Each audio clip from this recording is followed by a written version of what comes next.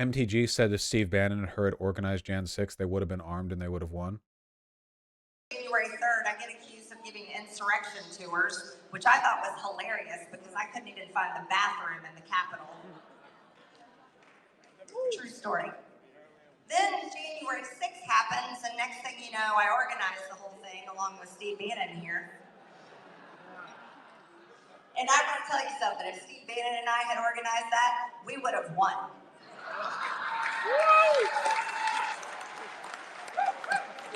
I don't know, like, what? So what am I supposed to say? This is literally a sitting member of Congress saying, like, yeah, if I had been in charge of that insurrectionary attempt, we would have won. What? At what point do you just get charged for sedition?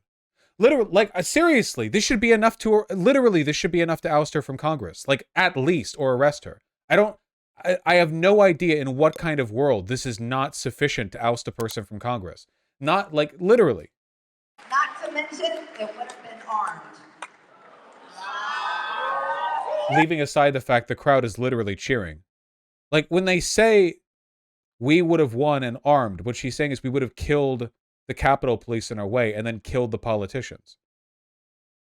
I don't, at what point is it just, you, like, seriously, the DOJ is sleeping on this. Like, I can't, what, like, what, we will never be able to, we will never be free of this until the DOJ is willing to do mass arrests on the Republican Party. I have no, this is not some, like, authoritarian cult. These people are seditious traitors. That's not like a play on terms. That's not like me being hyperbolic for the sake of political effectiveness. This is not like some sort of disingenuous framing as a way of promoting my political position. They are explicitly saying, like, yeah, you know, we would have just, like, taken power and killed everyone. I have no idea. Is this allowed now? How is this any different from Lincoln ousting the Confederate senators back in the day? Do you think they'll eventually take a hint and arrest at least some of them? I don't know. I mean, it doesn't seem like it. I have no idea. Like, this should be completely, this is like third world country shit. And I mean that with every bit of implied venom. You say, oh, you're comparing us to, yes, I am. Okay. Like, this is the kind of shit you would imagine hearing some, like, oh, in Bangladesh, you know? Oh, Burkina Faso, you know? Oh, Sri Lanka. Oh, yeah, you hear? Oh, yeah. They had a political candidate there who said, like, they wanted to do a political coup and kill their enemies. And they're still in office. Kind of racist? Suck my dick. You know perfectly well that that's not racist unless you want to make it that way. Or did I imagine all the political instability in, like, Burkina Faso when I read about it, you know? 80 coups a year over there. Jesus. Because Thomas Sankara was killed by the French. God bless him. The mills of law are milling up on Trump slowly. Trump isn't the issue here. Trump is just the guy who was shiny enough that they could dangle him in front of the Republican electorate. The Republican Party, as an institution, has a game plan, and the game plan is fascism. They aren't going to move away from this. There's no individual member of the Republican Party who's like the linchpin to this, and after they're removed, the rest of them will get more moderate. They have a plan. They are travelers to fascism. They have the map, they have the vehicle rental, they have the luggage packed. They're ready. Getting rid of one of the passengers or even the driver doesn't change the plan. It just shuffles the seats. You're not going to fix anything without mass arrests. Fully deserved mass arrests. You know, I think that as mass arrest territory goes, this is pretty good mass arrest territory. You know, what mass arrest territory? Oh, you mass arrested a members of a political party? What'd they even do? Be mean to you in Congress? Oh no, actually they attempted a fascist coup to kill political enemies in the Congress building, in the Capitol halls, and then when they failed, they continued to defend it and said they would do it again, and this time they would bring guns and do it more violently. It's like, oh, okay, so the sedition that you're charging them with is sedition. So by sedition you mean sedition. or outright treason, frankly. You know, past a certain point, sedition feels like it's hardly a strong enough term. What does mass arrest mean? It means arresting large numbers of people. In this case, Republican elected officials. These people are Benedict Arnold, but a group. Yeah, it's ridiculous. Like, they're cheering. Well, we should finish the rest of the video, I guess.